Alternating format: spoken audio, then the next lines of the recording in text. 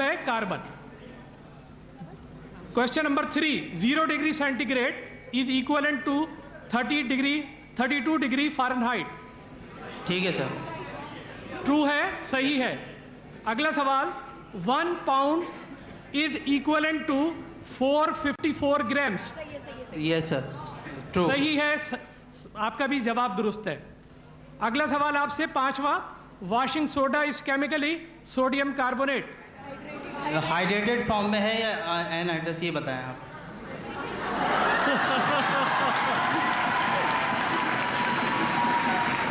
बहरहाल जब आपने ये कह दिया तो आपका जवाब दुरुस्त हो गया। Thank you. 10,000 kilogram is equal to 1 metric tonne. 10,000 kilogram is equal to 1 metric tonne. ठीक है सर, यस ट्रू। आपका जवाब गलत है। 1000 kilogram is equal to 1 metric tonne. और आपसे आखिरी सवाल, 2 electrons can have the same values of N, L and M but should have different value of S।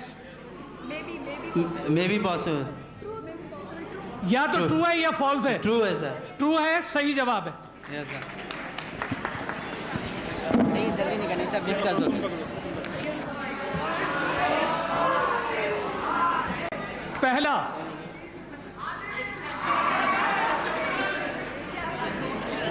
Cavendish laboratory, cathode rays, Nobel prize, negative charge particle.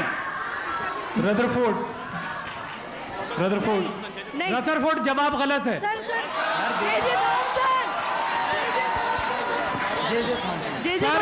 J Thomson Cavendish laboratory के director रहे, cathode rays पर काम किया, Nobel prize मिला इनको 1906 में। और negative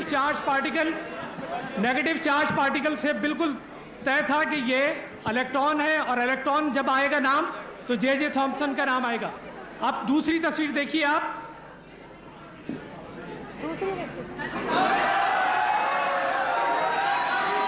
Italy professor of physics, Gay-Lussac's hypothesis और नंबर।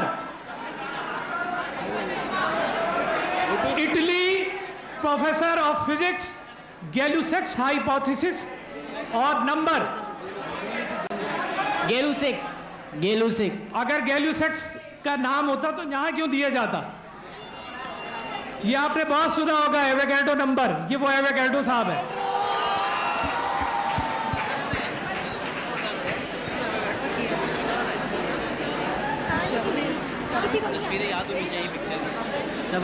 और जो नंबर था खास, वो आपको पता है 6.02 इंटू 10⁻23।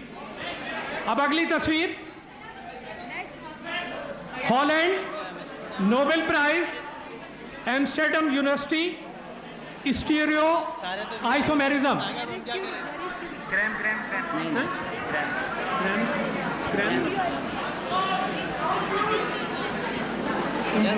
जी जनाब। कैनिंग गोल्ड। जी कैनिंग गोल्ड। नहीं जनाब, ये तो आप बहुत दूर भटक गए। ये नाम देखिए आप, वॉन्ट ऑफ थे। ये इनका ताल्लुक हॉलैंड से था। इनको 1901 में केमिस्ट्री का पहला नोबेल प्राइज मिला। एम्स्टर्डम यूनिवर्सिटी से इनका ताल्लुक था। स्टीरियो आइसोमेरिज्म में इन्होंने काम किया। अगला,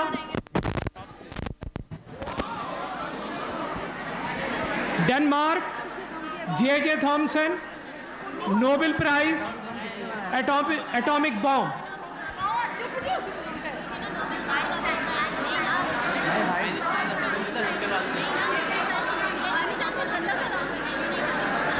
जी जनाब, जोर से जवाब दीजिए माइक में। वक्त खत्म हुआ। ये बहुत मशहूर साइंसदान,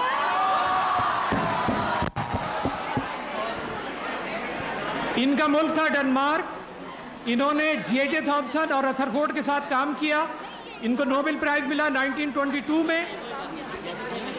और इन्होंने एटम बम बनाने में जो रिसर्च हुई उसमें अहम किरदार अदा किया। अगली शख्सियत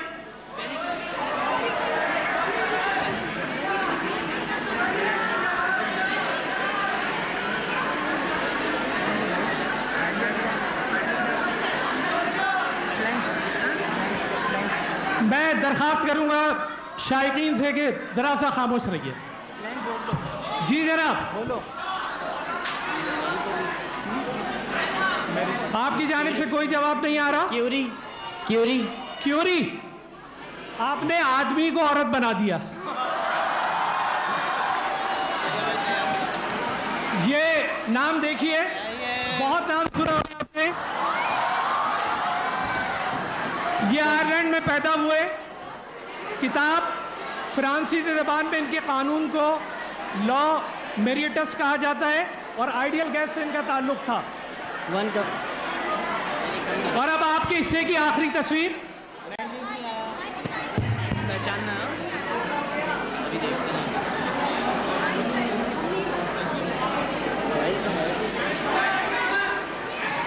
ये ब्रिटिश, इनकी नेशनलिटी बुक बाइंडर रहे ये सर हम्फ्री डेवी और लॉज।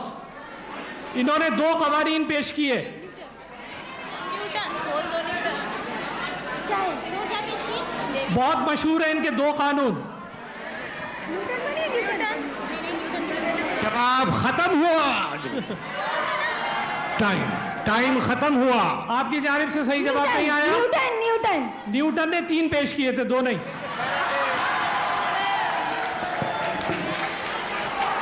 ये माइकल फेरेडे थे। इनकी नेशनलिटी ब्रिटिश थी। बुक मेकर थे, बुक बाइंडर थे इब्तिदा में। फिर इन्होंने सर हम्फ्री डेवी के असिस्टेंट का काम किया। 2 कवानीन पेश किए जो फेरेडेज लॉज ऑफ इलेक्ट्रोलिसिस कहलाते हैं। तो ये 6 तस्वीरें पहली टीम से। अब मैं इसी तरह 6 तस्वीरें दूसरी टीम से पूछूंगा। जया थोड़ी खामोशी प्लीज। देखिए, ये जब तक के मैंने आपसे शुरू में भी दरख्वास्त की थी कि इस तरीके से अगर ये कंपटीशन जारी रहा तो जो तस्वीर जमा की हैं, जो बहुत सारी चीज़ें इसमें इसी तरह की और चीज़ें हैं, वो आप उससे लुत्फ नहीं उठा सकेंगे। और अगर थोड़ी देर खामोशी अपना लें, 1 घंटे। बी टीम तैयार? तस्वीर देखिए। German flame test, carbon zinc electric cell, develop technique to discover elements rubidium and caesium. जी जनाब, जवाब दीजिए। फ्लेम इसमें सबसे ज्यादा वाज़े इशारा है।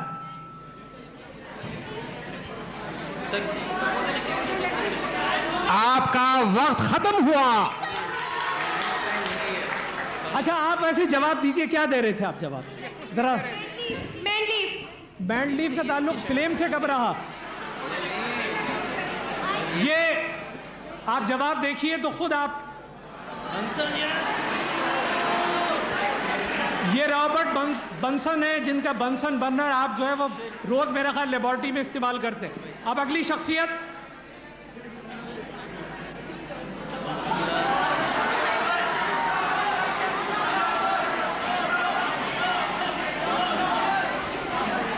ये 4 इशारे देखकर शख्सियत का नाम बताइए। इसमें सबसे आम इशारा है कांस्टेंट। इनके नाम से एक कांस्टेंट मंसूब है।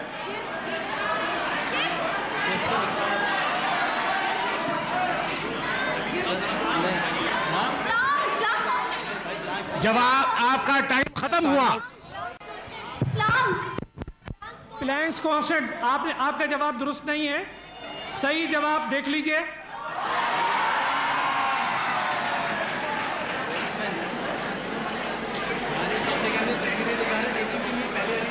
अगली तस्वीर देखिए।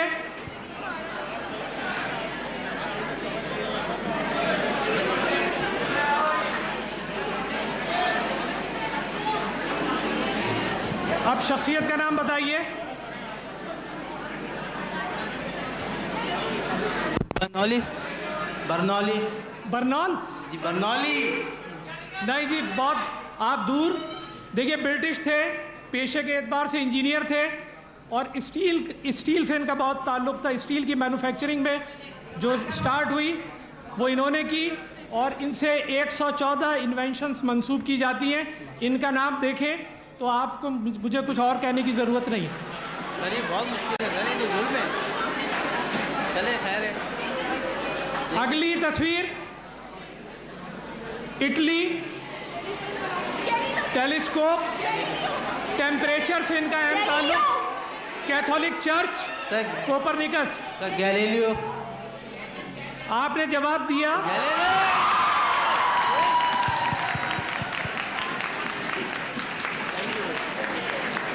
ये ऐसे ही कह दिया था या? नहीं सर, लाइट के ऊपर काफी काम है। अच्छा, आप अगली तस्वीर देखिए।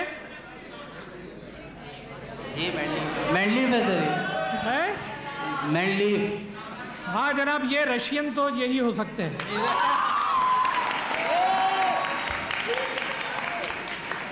अच्छा, अगली तस्वीर।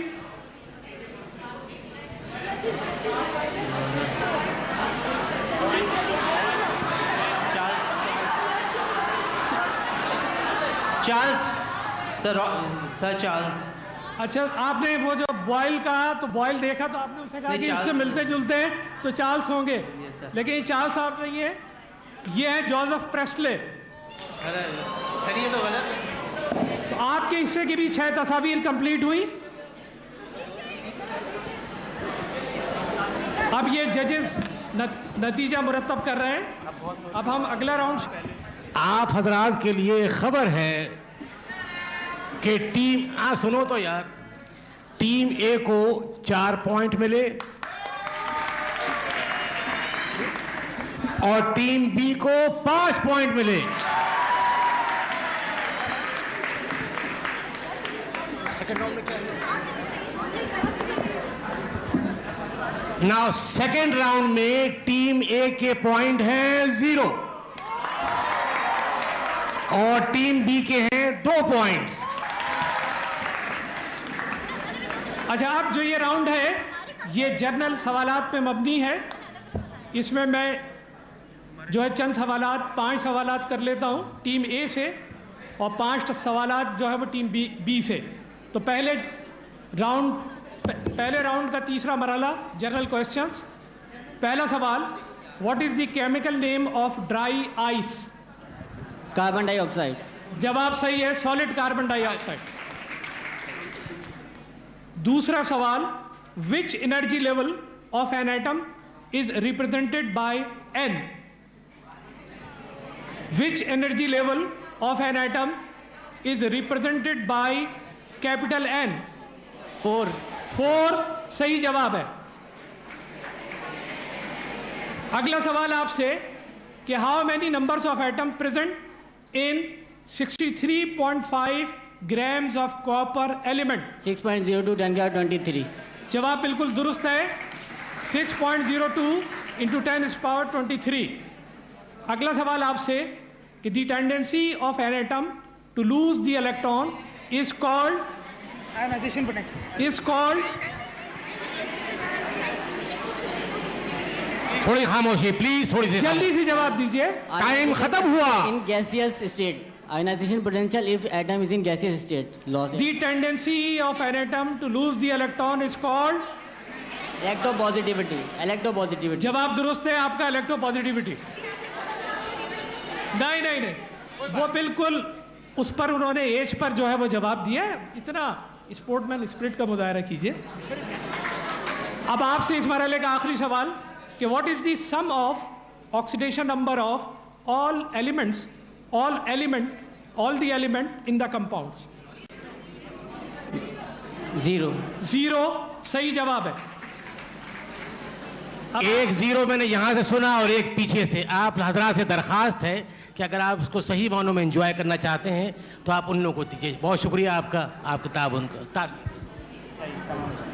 अब बेसिक क्वेश्चंस का पहला सवाल आपसे, what is water of crystallisation? Sir with the salt जो डॉट के साथ वाटर ऐड होता है, that is called water of crystallisation. जैसे कॉपर सल्फेट डॉट 5H2O। ये मुंसिफीन फैसला करेंगे। ये मुंसिफीन यहाँ किस लिए बैठे हुए? किसी भी एलिमेंट के साथ वाटर के मॉलिक्यूल्स का प्रेजेंट होना, जितने हाइड्रेशन कहलाता है। Water of crystallisation. Yes sir. तकरीबन व्हेन सही वाटर जवाब है। मॉलिक्यूल्स देखिए टेक्निकली तो इधर उधर जो है वो जवाब है, लेकिन यह है कि मफहूम इनका वाज़े है। जैसे उन्होंने कॉपर सल्फेट की एग्जाम्पल दी, मेरा ख्याल है सही मान लेना चाहिए। हाइड्रेशन भी तो हो सकता है मैम। अच्छा, इस सवाल को सोच लीजिए, इसमें इधर उधर नहीं होंगे आप।